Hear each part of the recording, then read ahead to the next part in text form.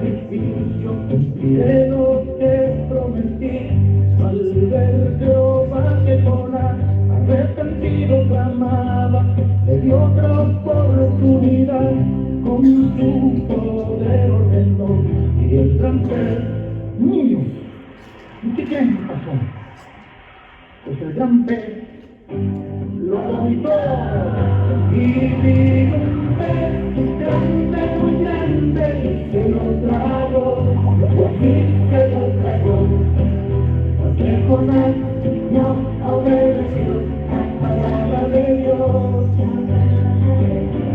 Y vino un pez grande, muy grande, y se lo tragó, y se lo tragó, porque Jonás no obedeció la palabra de Dios. Y vino un pez grande, muy grande, y se lo tragó, y se lo tragó, porque Jonás no obedeció la palabra de Dios. Y vino un pez grande, muy grande, y se lo tragó, y se lo tragó, porque Jonás no obedeció la palabra de Dios.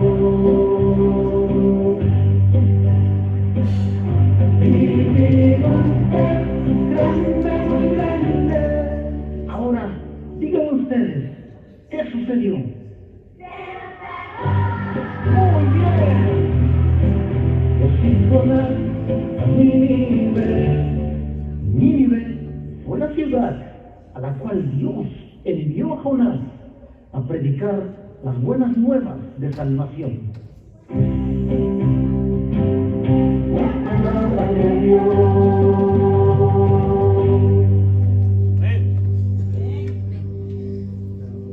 Bueno, ya que fue muy difícil traer a Felipe Garibo, pues tuvimos que usar su video.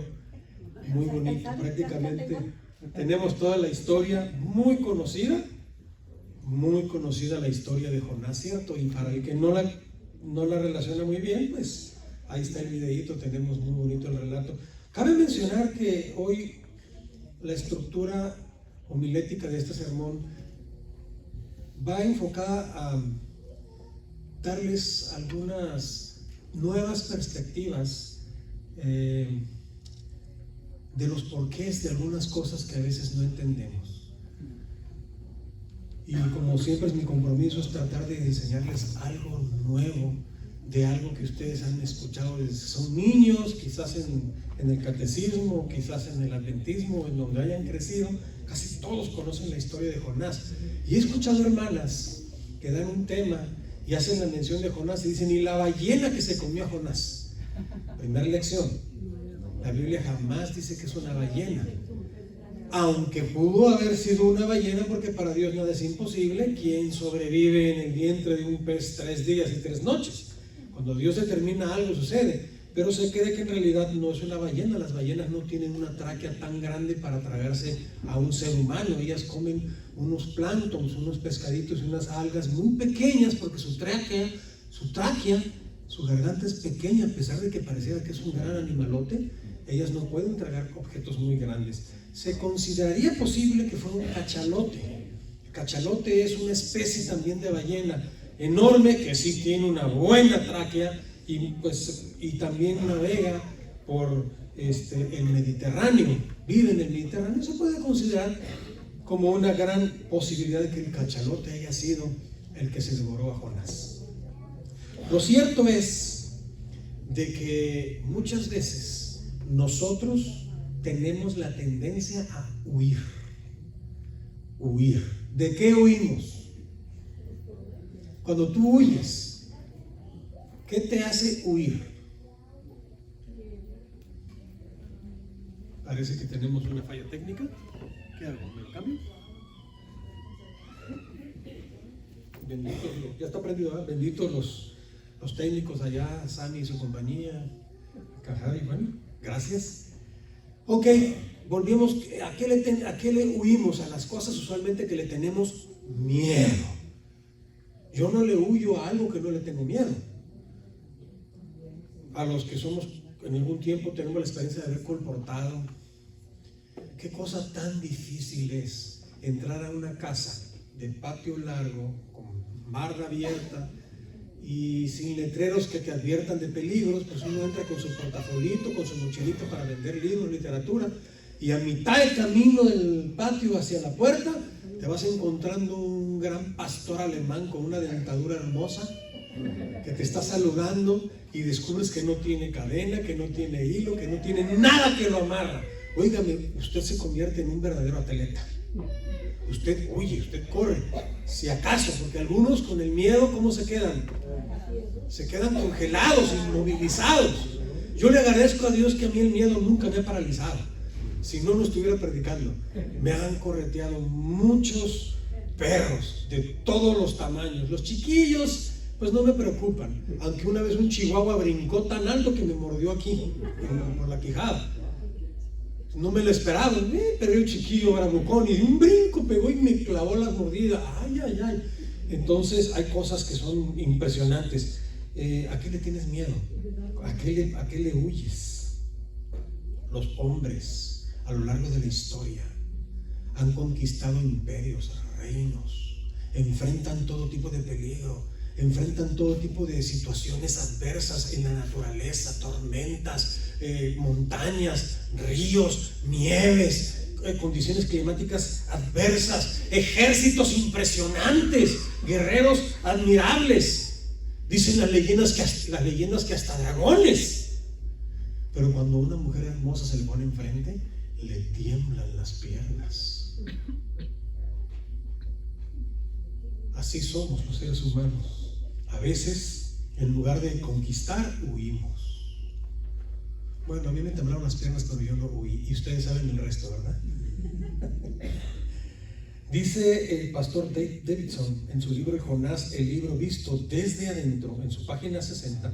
Una cosa es profesar creer en Dios, y otra muy diferente es ser capaz de aceptar su mandato a realizar una tarea desagradable.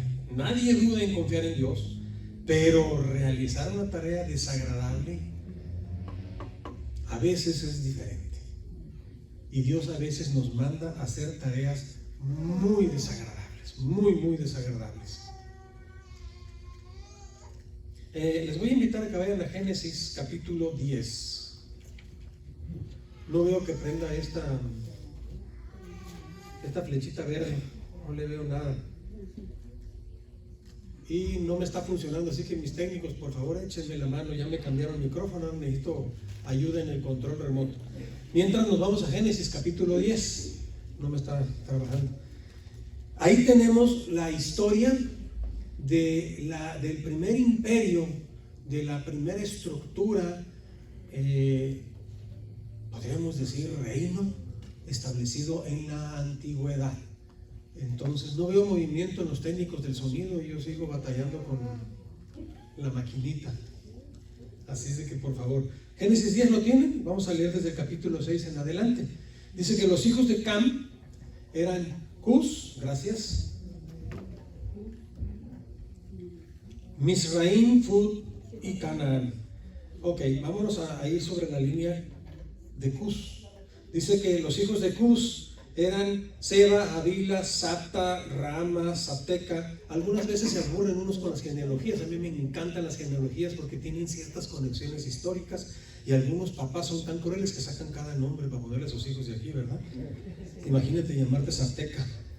Y los hijos de Rama fueron Seba y de Dan. Pero nos vamos al 8, siguiendo la línea de Cam. Viene Cus, y ahí explican la descendencia de Cus. Dice que él engendró a Nimrod.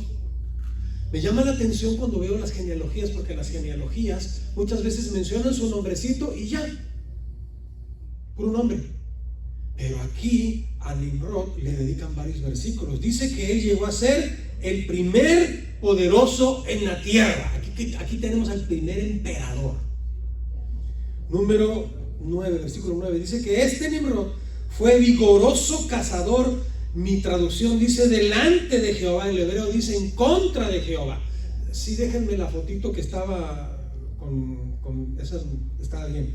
Dice, vigoroso cazador contra Jehová o delante de Jehová, por lo cual se dice, así como Nimrod, vigoroso cazador delante o en contra de Jehová, y él fue el que comenzó su reino con estas ciudades. No se me vayan para adelante tanto, necesito que se quede el texto.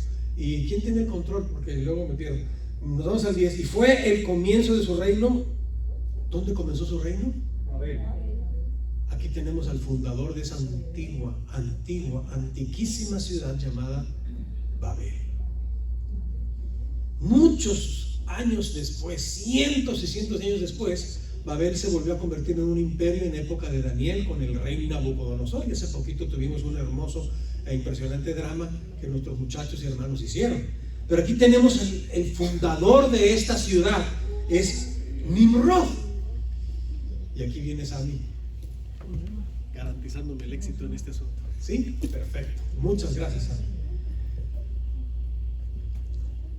Y entonces, ¿qué más? Versículo 10. También está la ciudad de Erech, Akkad y Calné en la tierra de Sinar. En este cuadro tenemos aquí el valle de Sinar, que es precisamente el valle que cae alrededor de un río muy famoso, el Tigris, otro río muy famoso, el Éufrates, y ese valle se ve precioso desde las montañas gélidas del Ararat, donde todavía se cree que yacen los esqueletos de un extraño barco que no se sabe por qué está ahí arriba, porque los barcos no vuelan, allá encallado en las rocosas. Bueno, en el valle del Sinar, ahí empezó a establecer este individuo su imperio, y sigue diciendo que de ahí salió para Asiria y edificó Nínive, Rehobot y Calá. Así que aquí tenemos una serie de ciudades impresionantes, pero nos queda bien claro que Nínive, bueno, no se ve la flechita ahí, en la parte norte de lo que es la actual Babilonia o la Babel, y Nínive un poquito más al norte. Aquí tenemos el Golfo Pérsico, acá está Israel, el Mediterráneo, lo que es parte de Arabia, África, Europa, Asia. Pero este es el mapa, lo que le llaman la cuenca o la luna fértil, por los ríos, esta zona muy bellísima, muy fértil. Ahí construyó su imperio este individuo. ¿Y por qué es tan importante este asunto? Bueno, porque Nimrod fue el primer poderoso que estableció una religión, un imperio, un gobierno, desafiando a Jehová. Recuerdan que en el capítulo 11 de Génesis se habla que los habitantes de Babel construyeron ¿qué cosa? Una torre, la torre de Babel. Y en esa torre ellos desafiaron a Dios, porque Dios les había dicho que se esparcieran sobre la tierra. Ellos dijeron, no nos vamos a esparcir, nos vamos a congregar y vamos a establecer un imperio. Y vamos a construir una ciudad y una torre tan alto que llegue hasta los dioses, hasta los cielos, por si Dios quiere volver a destruir la tierra con agua, pues nosotros vamos a estar conectados con los dioses ahí arriba. Y empezaron a construir. Esa torre no nada más era una estructura como nosotros nos imaginamos, nada más como una torre que vemos hoy en día, que solamente es un cilindro o un cuadro. No, esa era una ciudad edificada sobre la torre. La torre iba creciendo como una gran estructura de ciudad en ese imperio. Nimrod fue el primero que enseñó a todo su imperio que él era Dios y que lo tenían que adorar, pero que un día él dejaría de estar con su pueblo. Pero como él era inmortal porque era Dios, su alma, ahí empezó esa conexión de un concepto que hace muchos años se sigue creyendo incluso en el cristianismo, que el alma se separaría de su cuerpo en su muerte y poseería la estrella más brillante y más importante del órbito celeste, que es el Sol, del cual emana la vida de este planeta. Por lo tanto, él empezó a implantar la adoración al Sol. Ningún adorador de su imperio debía estar sin las representaciones simbólicas de su culto. Todo esto ustedes lo pueden investigar en la historia, porque es interesante que la Biblia menciona datos, pero que la historia y la pala del arqueólogo nos ha traído tanta información que comprueba que la Biblia nos cuenta relatos auténticos, no mitos, no leyendas, no cuentitos de niños, como hoy en día muchos creen. Especialmente, incluso la Iglesia Popular ha decretado que el Génesis es un libro que no es histórico, está lleno de mitos y leyendas, nada más con metáforas e historias y lecciones, pero que nada de eso es real.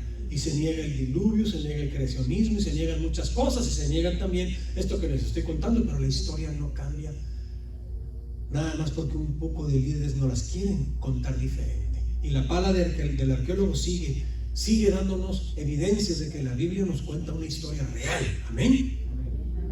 Podemos confiar en la historia, y por eso es importante que un adventista sepa la historia, porque si no sabemos la historia, cualquier teólogo, cualquier supuesto historiador nos engañan y nos cuentan una cosa que no es. Bueno, volvemos aquí. Nimrod enseñó a adorar el sol, y entonces todas las representaciones celestes eran parte de su imperio también, porque el sol en esa época era el astro principal del universo. Claro, ellos no sabían que somos una simple motita colgando en un vasto universo como sabemos hoy en día, pero el sol gobernaba, y entonces todas las estrellas eran los ojos de los mini-dioses que imperaban en el orden del planeta, y la luna era la esposa. Más adelante Semiramis, la diosa de Babilonia, implantó el hecho de que su alma se iba a inmortalizar en la luna, y empezó la adoración a la luna. Y hoy en día, a lo largo de la historia, se ha adorado a un dios principal, a un dios hombre y a una diosa, a una mujer. Siempre hay una diosa. Ahí la tenemos puesta en la bahía de Manhattan, representada por una estatua, dice que la estatua de la libertad, ¿verdad? Pero esa estatua fue donada por personas que adoraban a la diosa de la iluminación o de la razón. Nada que represente libertad de las creencias religiosas, porque claro, la religión imperó por 1260 años, lo hemos estudiado esta semana, dejó tan lastimada a la humanidad porque fue una religión cruel, anárquica, que prohibió la lectura de la Biblia y trajo una era de oscuridad, que cuando los hombres intentaron usar la razón para defenderse de ese movimiento religioso tan cruel, entonces fue todavía peor darle a la razón el lugar de una diosa. Así que a lo largo de la historia ustedes pueden ver diosas y dioses siendo adorados, y su simbología impresionante. De ahí es donde vienen los atuendos que te utilizan. Hoy en día usted se pone un aretito, se pone un collarcito, se pone un brazaletito y no hacemos nada, pero su origen eran las representaciones simbólicas que tenías que utilizar como un identificador de que eras adorador del dios sol, adorador del culto de tu dios Nimrod. Y si no tenías esas representaciones, te quemaban el fuego. Hoy en día solamente son ornamentos, pero en el pasado no eran ornamentos, eran sellos de identificar. Y por eso usted va a leer una y otra vez en la Biblia que cuando Dios llama al reavivamiento, lo primero que dice es: quítense sus atuendos. Y lo encontramos, por ejemplo, cuando Jacob regresaba, le quitó los atuendos a su familia y los enterraron, y vemos varias veces esas historias de quítense sus atuendos, sus aretes, sus collares y todo. ¿Por qué? Porque la gente se había acostumbrado a ese sistema falso de adoración y traía sus representaciones por todos lados, que implicaban simbología del culto al sol. Neta, ven cómo a lo largo de la historia se pierde la verdadera razón de por qué usamos las cosas. Por eso los adventistas enseñamos no usar esos atuendos. No los critico yo, no me toca a mí criticar, pero sí me gusta que sepan qué identifica. Hoy en día en la iglesia adventista, mayormente liberal, ya no identificamos al que es adventista y al que no es, porque antes mirábamos a una hermana con atuendos puestos y es visita. Hoy en día a veces no lo logramos distinguir. ¿Por qué? Porque lo usan, y a veces lo usan por elegancia, por lo que sea, por estética, pero no se dan cuenta que están usando una representación que es netamente del culto a los dioses antiguos, que empezaron con este tipo llamado Nimrod. Aquí tengo una fotografía que no es una pintura normal. Esta pintura es una pintura arqueológica del dios Oanes, el dios pez de Babilonia. Pero se dan cuenta la distinción de este dios pez: es mitad hombre, mitad pescado, y ese pescado, ese atuendo de pescado,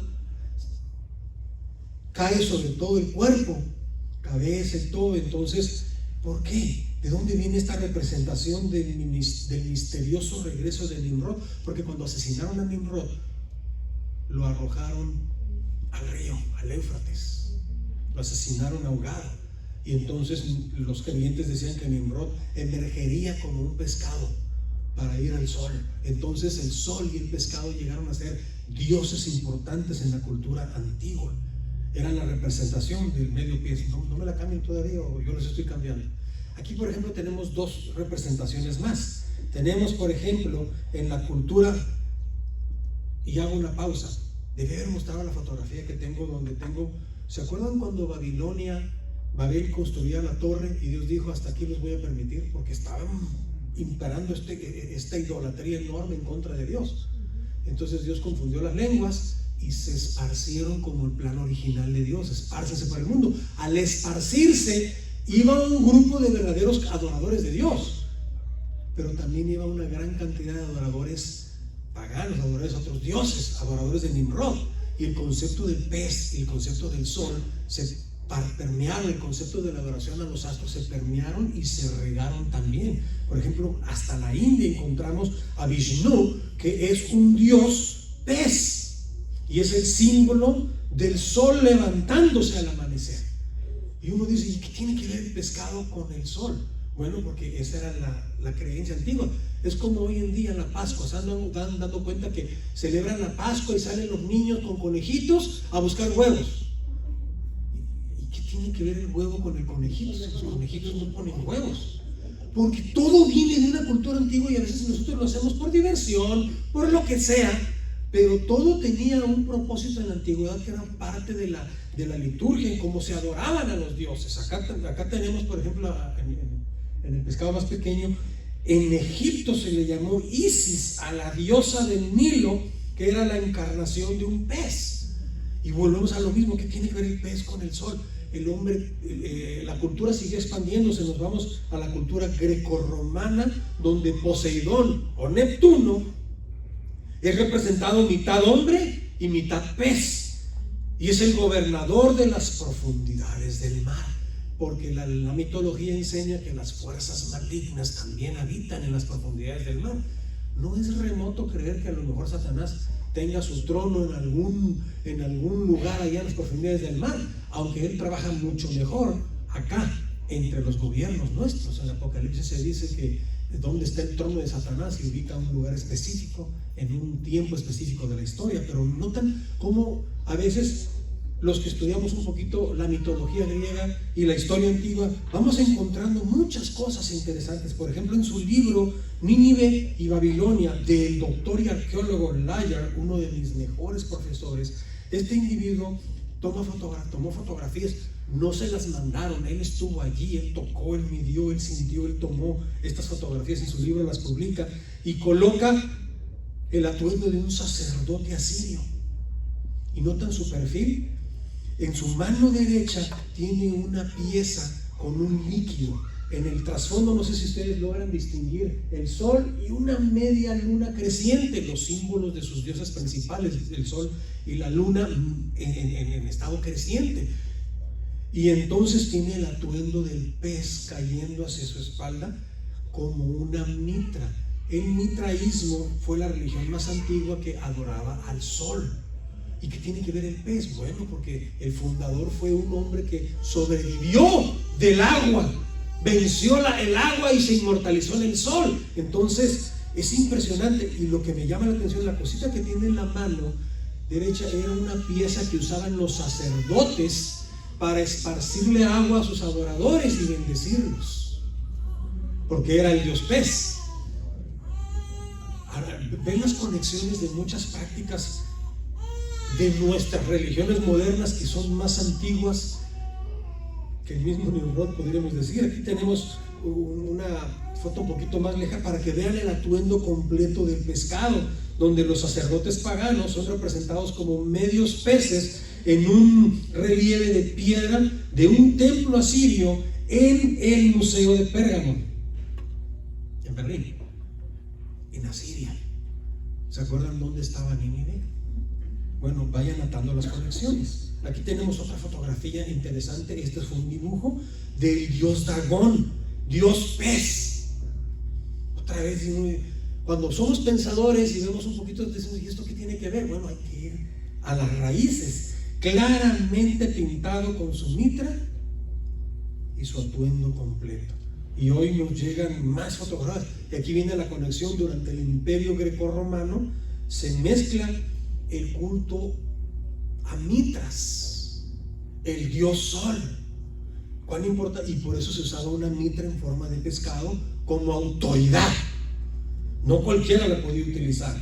Era universalmente usada en el tiempo del catolicismo romano, pero lo usaban antes los césares, y ellos nada más cuando la Roma imperial se desmoronó y salvó su imperio dejándole la autoridad a la iglesia, ahí la iglesia adoptó la parte de autoridad religiosa pero mezclada con mucho paganismo.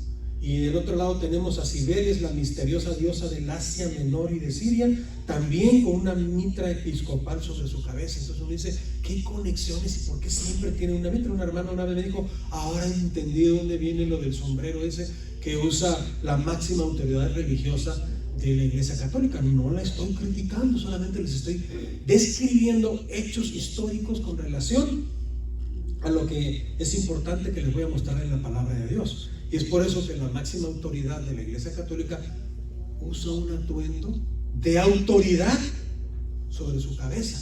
¿Y qué tiene que ver eso con la liturgia cristiana? Nada.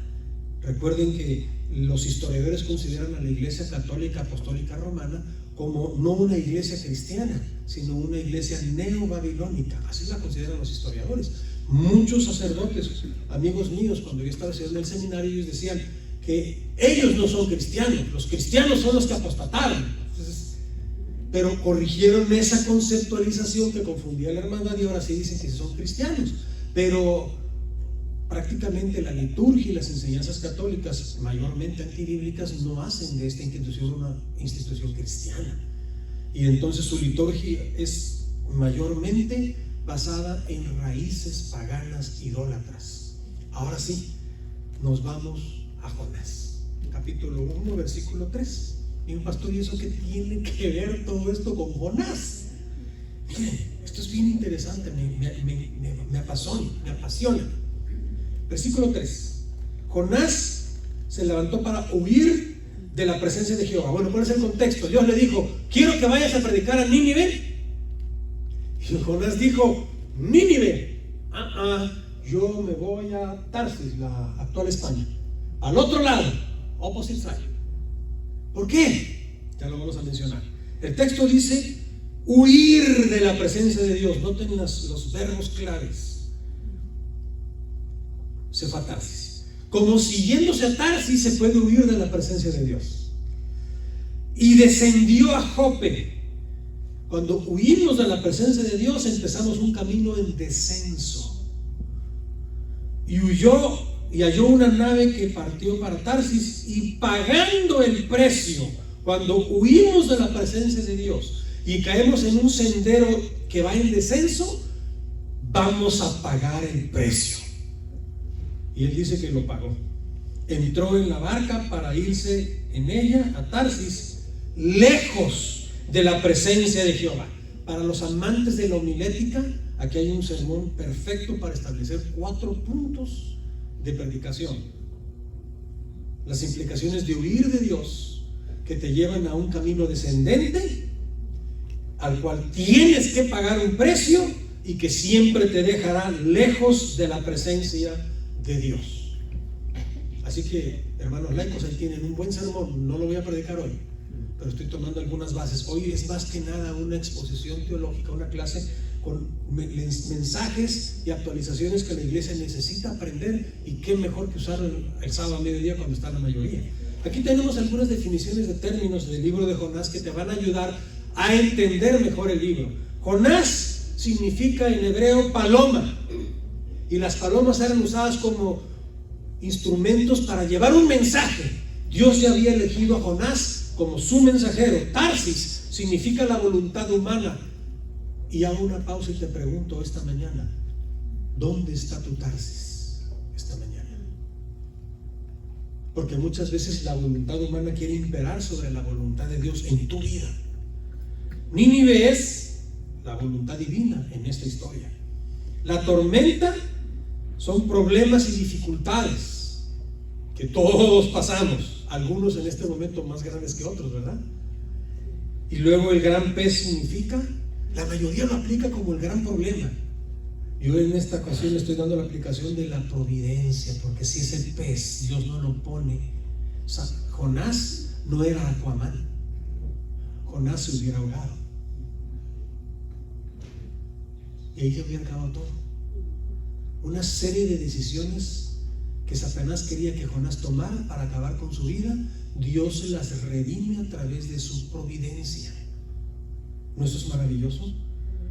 Cuando tú sientas que Tarsis está gobernando tu voluntad contra la de Dios, no reniegues de las tormentas ni reniegues de los grandes peces que parece que te dejan en un oscuro agujero.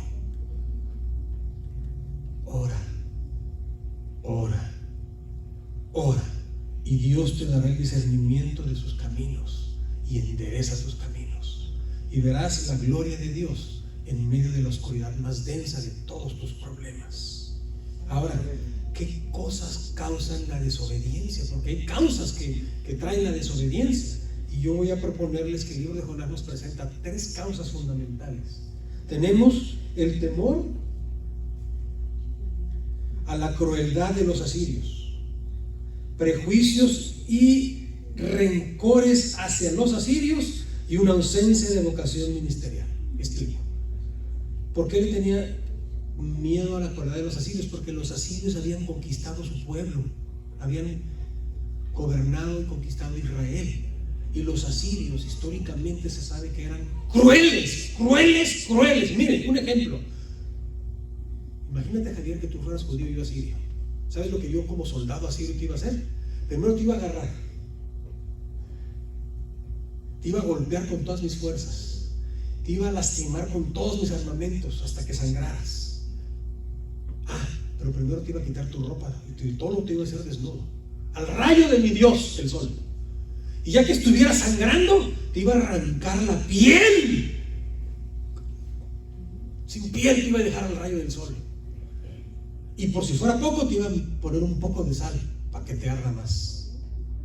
Esas eran algunas de sus pequeñas prácticas para torturar a sus conquistados. Y Jonás lo sabía. Y cuando Dios le dijo, te me vas a ir a predicar a Jonás, a Nínive, Jonás dijo, no, espérate, esa gente es cruel.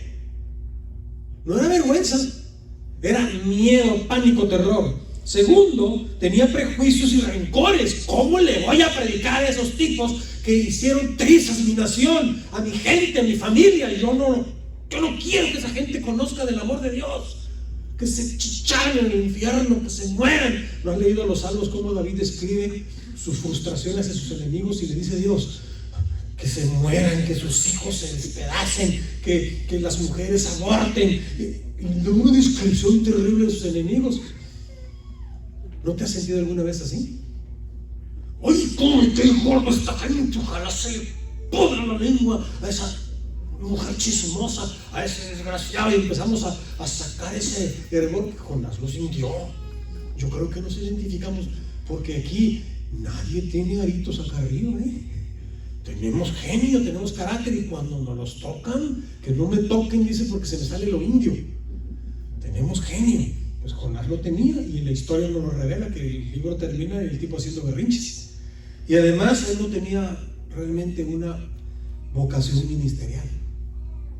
Iba, porque Dios se lo dijo, a regañadientas. Saben que a veces, ni modo, hay que hacer las cosas. Dicen, no, si no lo haces de corazón, no lo hagas, porque Dios mira tus intenciones. Y yo honestamente les diría, mira, si no quieres hacerlo, de todas maneras, si Dios te dijo, hazlo.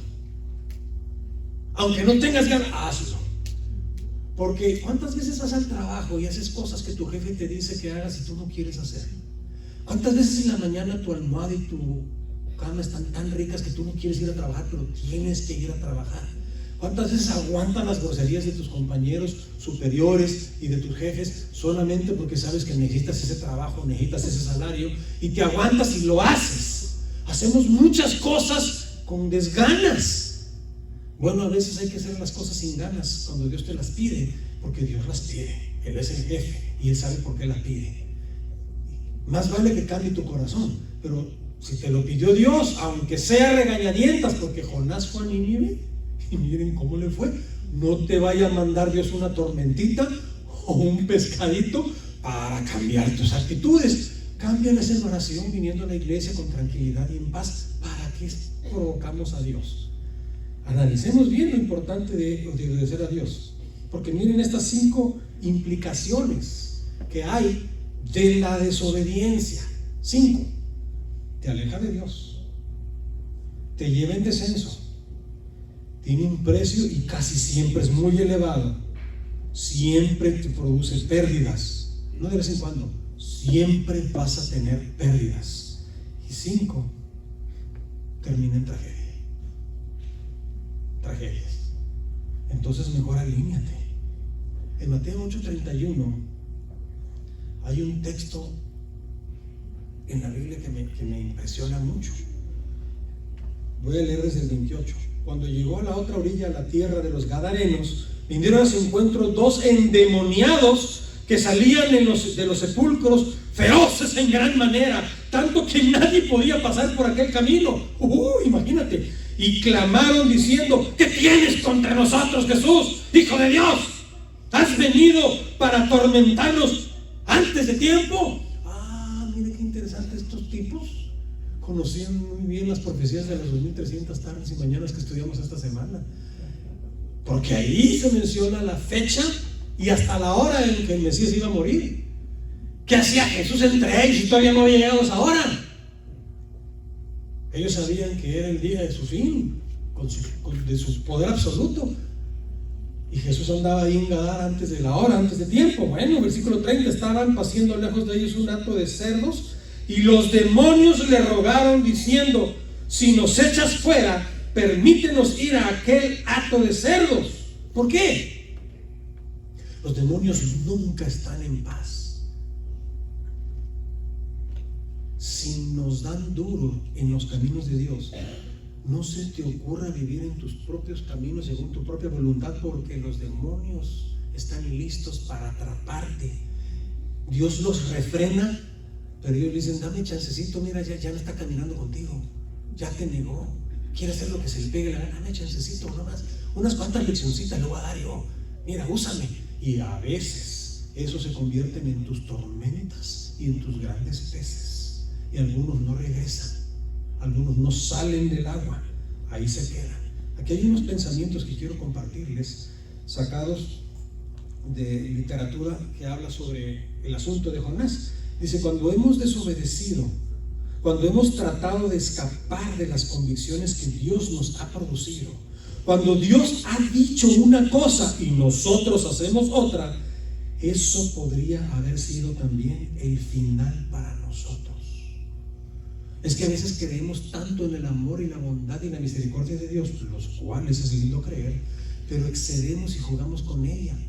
Dios es bueno, me va a perdonar esta. Primero lo hago y luego pido perdón. Dios siempre te va a poder perdonar, pero tú no siempre vas a querer pedir perdón, porque el pecado te endurece de tal manera que llegas a hacer cosas que ya no te parecen tan malas. No. Yo recuerdo un joven de mi iglesia que empezó con una copita. Pastor, una copita, un brindito. Empieces por ahí, le dije, una copita, pastor. Su vida terminó en el alcoholismo, deshecha, y murió de cirrosis hepática de tanto alcohol que le dañó el hígado. A veces empieza con poquito, Dios no está obligado a seguir tratando con nosotros, especialmente cuando arruinamos las cosas o cuando cometemos errores en grande. Sin embargo, aunque su amor es demasiado grande para comprenderlo, Él sigue trabajando con nosotros a pesar de nosotros, de nuestros errores repetidos y mayúsculos. Este es un mensaje de esperanza, porque no importa cuántas veces te hayas equivocado, Dios podría olvidarse. Testarudo, no lo hizo con Israel, pero le dio 490 años como pueblo. Al final ellos quedaron desechados como pueblo, pero Dios siempre estuvo ahí intentando. Así nos puede suceder a nosotros. Cometemos un error tras otro y Dios nos perdona y nos volvemos a regarle y Dios nos vuelve a perdonar. Su misericordia es abundante, pero Él no tiene obligación de hacerlo. Y en alguna de esas desobediencias se te puede acabar la oportunidad. Mientras vivas, dale gracias a Dios porque Él sigue trabajando contigo a pesar de tus errores, y a veces tus errores los haces en grande. La pregunta es, ¿qué pasaría si todo lo necesario para que Dios nos desechara fuera un gran error de nuestra parte? Que estás a un error de que Dios diga, hasta aquí te voy a aguantar.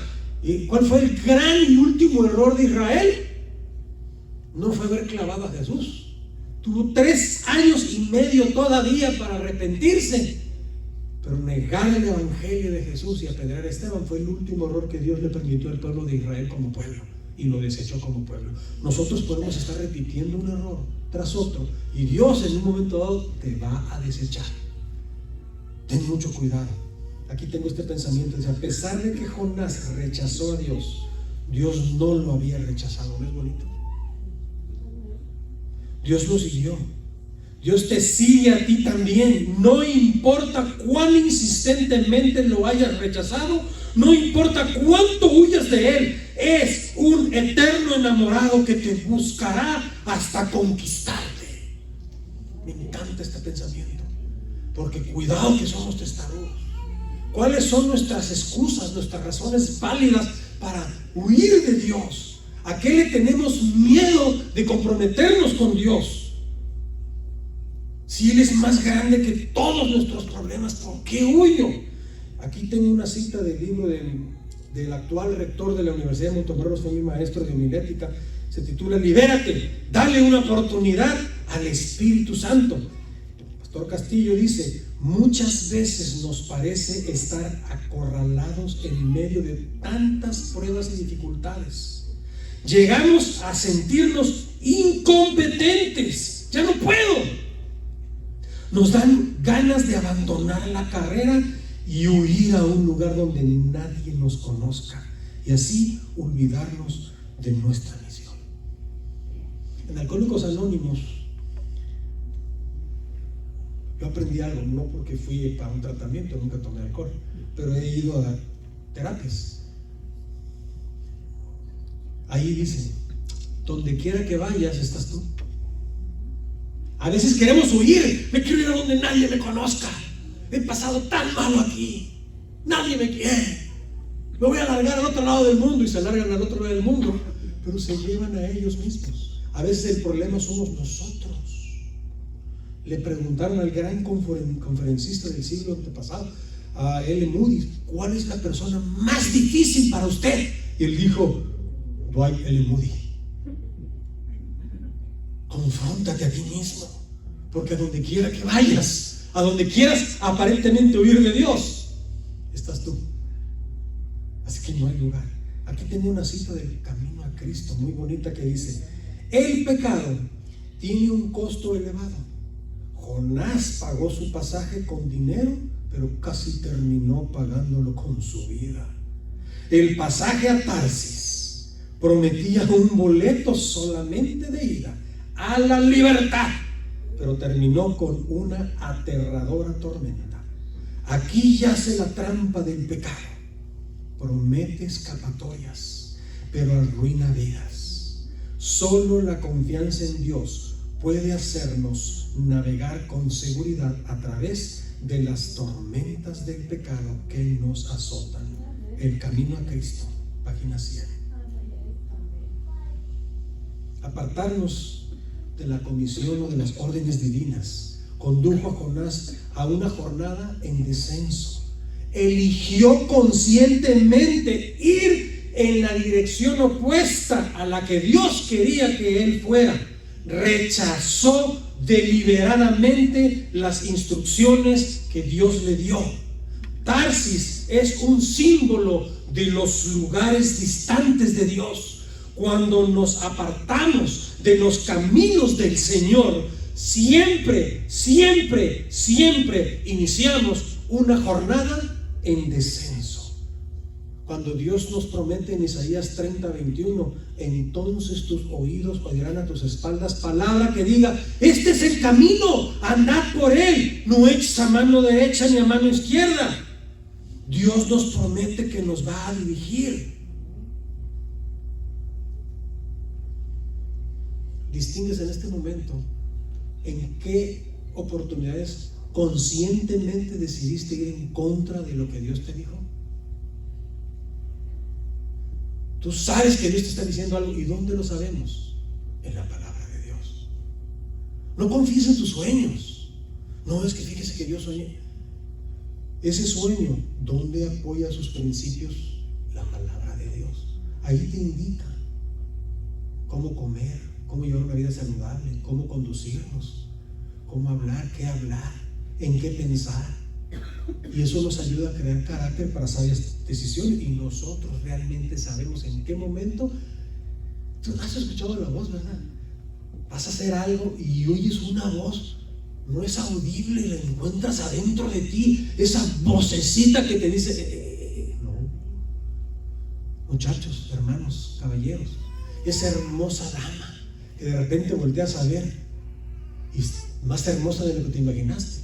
Recuerdo cuando yo era estudiante, ya los maestros nos decían a los estudiantes: la primera mirada no es pecaminosa, la segunda sí. Entonces los muchachos aprendíamos la maña. Si la muchacha era bonita a primera vista, no le quitábamos los ojos, porque la segunda mirada iba a ser pecadora. Entonces aprovecha a disfrutar porque ahí está. Así somos los seres humanos, ¿verdad? Sabemos cuándo se nos está yendo el ojo, sabemos cuándo se nos está yendo la mente por donde Dios no quiere que vayamos. Una cita más, estamos casi llegando al final. El camino a Cristo está preciosa. Ninguna cosa es demasiado grande para que Él, Dios, no la pueda soportar. Él sostiene los mundos y gobierna todos los asuntos del universo. Yo ya les prediqué 2 sermones de la magnitud de ese universo, y Dios lo sostiene con la palma de su mano. Bueno, ninguna cosa que de alguna manera afecte nuestra paz es tan pequeña que Él no la note. No hay en nuestra experiencia ningún pasaje tan oscuro que Él no lo pueda leer. Dios se interesa por nosotros. Dios se interesa. Y en esta cita de Patriarcas y Profetas les leo: Dios había enviado esta tempestad para captar la atención del profeta. La tormenta tenía un propósito redentor. Lo peor que Dios podía haber hecho hubiera sido permitir que Jonás escapara. Me encanta esta cita. Dios no iba a permitir que Jonás escapara. No se le dejó continuar mucho tiempo en su huida insensata. Y digo, y bueno, ¿y dónde está entonces el libre albedrío? Ay, hermanos queridos, aquí hay un mensaje enorme. El libre albedrío existe, y por eso existe el gobierno de Dios, basado en tu elección propia. Amén por ello. Pero Dios sigue siendo Dios, y como Dios es soberano, y en algún momento dado Él se remanga las manos y dice: hasta aquí llegas. Si yo digo que no, es no, y no lo vas a hacer. Y si yo digo que sí, es sí, y lo haces porque soy Dios y soy soberano. Y si no fuera por la soberanía de Dios, Satanás ya nos hubiera acabado. Yo le doy gracias a Dios por el libre albedrío, pero por su soberanía sobre mí. Porque Dios me ama y va a hacer lo imposible, ya lo hizo, por salvarme. Y aún así muchos se van a perder por su libre albedrío. Pero la soberanía de Dios es el marco que indica por qué es que habrá salvación. Las tormentas en nuestra vida tienden a ser menos dramáticas que la que hizo famoso a Jonás, pero es beneficioso para nosotros interpretarlas como medios por los cuales Dios rehúsa dejarnos escapar. Patriarcas y Profetas, página 199. En lugar de renegar por tus problemas, dile a Dios: ¿qué aspecto de mi carácter estás puliendo y que yo no me he dado cuenta? Todo lo que pasa tiene que ver con carácter. Teorías, ¿qué aspecto del carácter de Dios está en juego? Doctrinas, ¿qué aspecto del carácter de Dios está en juego? Situaciones que me están pasando, ¿qué aspecto de mi carácter está en juego? No reneguemos, pensemos qué está puliendo Dios. Y sigue diciendo ahora, Profetas y Reyes: mediante ellas, las tormentas, Dios procura despertar en nosotros un sentido de peligro. Cuando sientes que Dios te está hablando, si insistes, cuidado. Recuerda que te puedes ir en descenso. La matutina de esta mañana, me gustó la frase final que dice: Dios no te obliga, la matutina de adultos, porque ahora están muchas. Dios no te obliga a recibirlo, pero tampoco permite que tu rechazo lo haga detenerse de intentar salvarte. Eso me encanta. Yo lo entiendo cuando me enamoro, porque al principio, si te rechazan, eso no significa que por eso no voy a insistir hasta que te enamores. Eso hace Dios con nosotros. No importa que lo rechaces, Él va a insistir, porque Él no se va a detener de intentar el poder salvarte. Quiero leerles en mis propias palabras lo que podría estar diciendo Jonás. Todavía mi cuerpo huele a pescado. ¿Ahora entienden la conexión? Jonás llegó a Nínive vomitado por un pescado. El dios Sol de Nínive era un pescado. Era un Dagón, Dios Sol, Dios pez sol. Y ahora viene un tipo con un mensaje del Dios que está por encima de nuestro Dios, que dice que nos volvamos a Él o moriremos. Es un Dios que tiene autoridad sobre nuestro propio Dios, porque no se pudo tragar a Jonás. Jonás olía a pescado, pero traía un mensaje de olor grato a Jehová.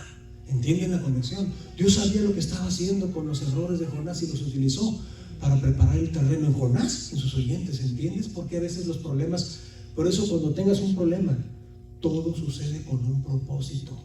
Descúbrelo en oración. Todavía mi cuerpo huele a pescado. Estoy parado en las arenas de la misericordia divina. Me había encaminado a Tarsis, pero Dios me detuvo con una tormenta que azotó mi vida. Mientras intentaba escapar de la tormenta, fui tragado por un inmenso pez de circunstancias que me sumergieron en la soledad y la frustración. Sin embargo, oré a Dios y el Señor escuchó mi plegaria. Ahora mi cuerpo yace sobre las tranquilas arenas de una nueva oportunidad. Todavía mi cuerpo huele a pescado. Sin embargo, Dios nunca me abandonó. Me quiere tanto que insiste en usarme para ministrar su palabra. Y ahora me es imposible negarme. A Dios ya no le interesan mis intenciones de viajar a Tarsis, pues Él reencaminó mis pasos rumbo a Nínive, el lugar donde Él quiere usarme para ministrar su palabra. Todavía siento en mi cuerpo el olor a pescado. Todavía siento los efectos del pecado y la naturaleza carnal en mi cuerpo. Pero afortunadamente Dios no lo nota. Con razón, pues fui lavado con su sangre. Eso me huele a victoria. Y mientras mi amada esposa canta este himno precioso que indica un corazón que quiere hacer la voluntad de Dios, cuando tú quieres hacer lo que Dios quiere, has encontrado realmente el camino de la paz, el camino del verdadero ministerio.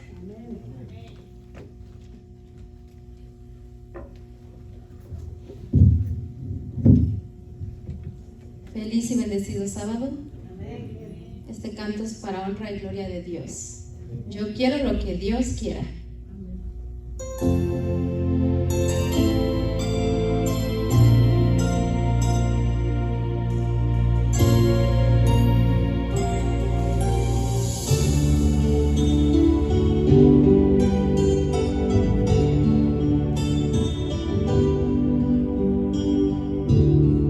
Tras en mí vivir mi propia senda, más frustrada fui.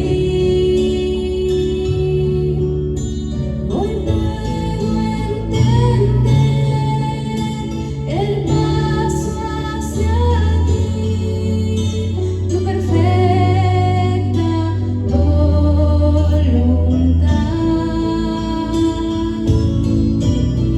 Yo quiero lo que quieras para mí, lo que tú me pidas he de hacer, pues yo sé que sabes lo que es mejor. Yo quiero lo que quieras tú. Tal vez pasaré por tiempos duros, lejos del hogar,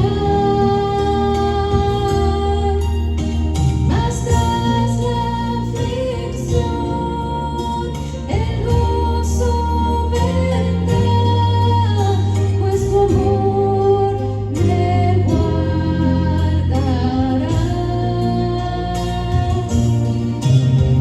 Yo quiero lo que quieras para mí, lo que tú me pidas he de hacer, pues yo sé que sabes lo que es mejor. Yo quiero lo que quieras tú. Contenta estoy, me has enseñado a rendirme a ti, confiando estoy en tu voluntad, pues mi vida sostendrás.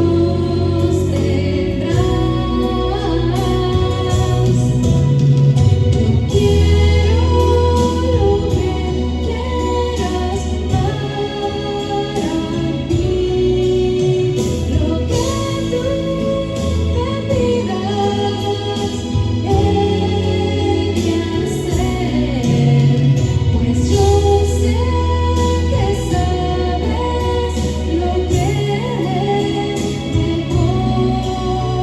Yo quiero lo que quieras tú. Yo quiero lo que quieras para mí, lo que tú me pidas he de hacer, pues yo sé que sabes lo que es mejor. Yo quiero lo que quieras tú.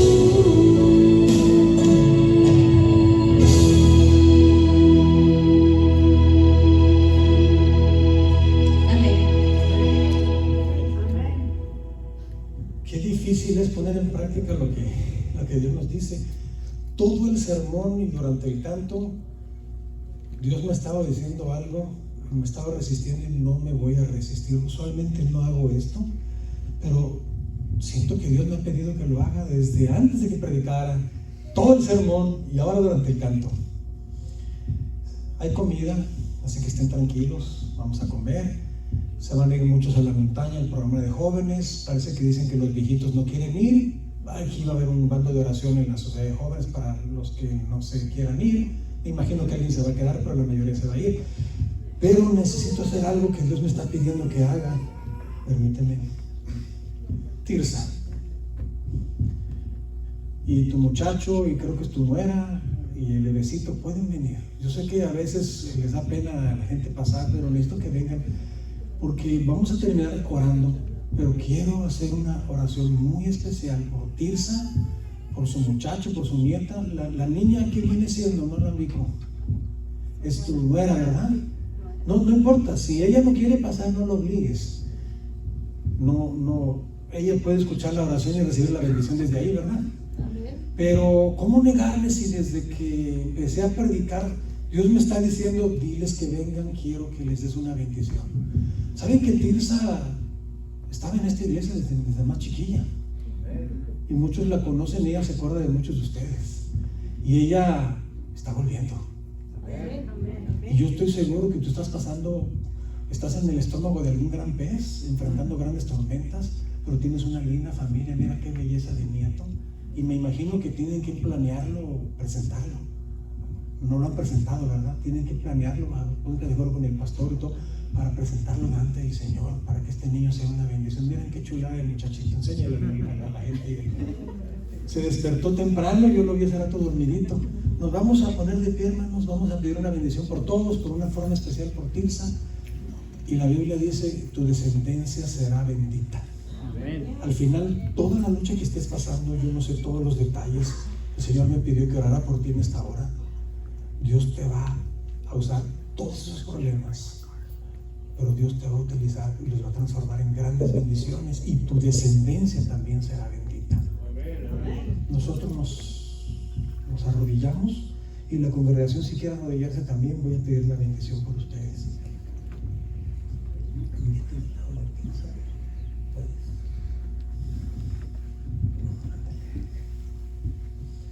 Santo Padre que estás en los cielos, te doy gracias por Tirsa, su familia, y por esta linda familia de Gémen. Te ruego, Señor, que la actitud que cada hermano, hijo tuyo aquí en la iglesia de Gémen muestre a cada miembro entre ellos sea una actitud de amor, de fraternidad. Que nada haga que hiera un corazón para que estos se vayan. Y qué lindo es ver a Tirsa, que por alguna razón, motivos muy personales, ella se distanció y ahora está empezando a regresar. Ya son varios sábados que viene a Gémen. Que no pase desapercibida, Señor, que reciba cariño, amor, que reciba los brazos abiertos de una hermandad que tiene que ser distinguida por un amor cristiano, por el amor de Jesús. Somos diferentes, pero tenemos que distinguirnos por el amor mutuo. También aquí está su muchacho, su nieto. No tuve la capacidad de retener sus nombres, pero tú los conoces, Señor, y tú conoces el momento en que está pasando Tirsa y su familia, porque me lo estuviste diciendo durante todo el sermón. Pídeles que vengan porque quiero bendecirlos. Y aquí estamos de rodillas, Señor, no me puedo resistir, tengo que hacer esto, orando por Tirsa y por su familia. No sé qué tormenta, no sé qué pescado hay en su vida, pero ahí, en esa tribulación, yo sé que ella dobla sus rodillas y se sostiene de ti, que eres su roca. Te pido que le des sabiduría, que le des fuerza en todos los aspectos. Sosténla, Señor, para que sus decisiones sean decisiones correctas, que ella sepa que cada decisión la llevan hacia su Nínive y no hacia un Tarsis. Que ella pueda tener la capacidad, la determinación y el carácter para tomar decisiones sabias. Tú ya has decretado una bendición en su vida. Tú ya has decretado bendición sobre su descendencia. Has decretado prosperidad en muchos aspectos, pero ella tiene que pasar por momentos difíciles, porque solamente a través de esos momentos es que ella va a desarrollar el carácter que necesita para la gran bendición que tú pondrás en su vida. Por eso, Señor, hoy de rodillas te agradecemos, porque tú lo has elegido a ella y a su familia, porque los has amado, y porque les abres tus brazos y les prometes protección, seguridad, ayuda y bendición. Extiende esto también a cada familia en esta iglesia, te lo pido en el nombre bendito de Jesús. Amén.